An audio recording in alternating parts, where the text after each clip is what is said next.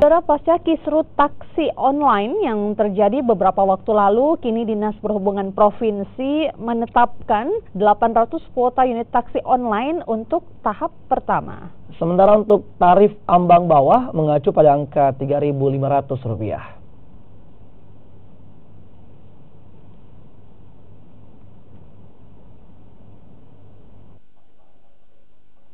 Mencegah kisruh antara pengusaha taksi online dengan pengusaha taksi konvensional terus berlanjut, Dinas Perhubungan Provinsi Sulawesi Selatan kembali melakukan pertemuan antara pengusaha taksi konvensional dan pengusaha taksi online. Pertemuan kali ini merupakan tindak lanjut dari keputusan Menteri Perhubungan terkait tarif ambang bawah dan tarif ambang atas taksi konvensional yang diserahkan kepada pemerintah daerah. Dinas Perhubungan Sulawesi Selatan memberikan 800 kuota unit taksi pada pengusaha taksi online dengan catatan para pengusaha taksi online harus menyelesaikan persyaratan diantaranya lulus uji KIR dan mempunyai surat izin usaha. Untuk tarif ambang bawah di Sub Sulawesi Selatan memberikan tarif Rp3.500 dan untuk tarif ambang atas pada taksi online mencapai Rp6.800.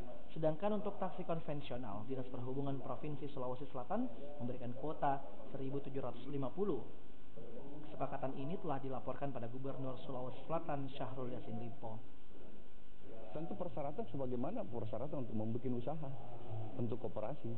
Ada situ, siup, apa segala macam. Artinya yang mendaftar nanti harus melengkapi lebih dulu ya? Harus. Iya, harus ada lengkap persyaratan itu. Sehingga sebentar, saya berharap ini konvensional yang punya kuota juga ini, siapa tahu menurut pemikirannya ini online akan berkembang bagaimana sehingga banting setir, inilah kuota-kuota ini yang saya persiapkan untuk itu. Kuota taksi online masih dapat bertambah seiring dengan dipenuhinya persyaratan oleh para pengusaha taksi online di Sulawesi Selatan. Rama Pratama, Kompas TV, Makassar.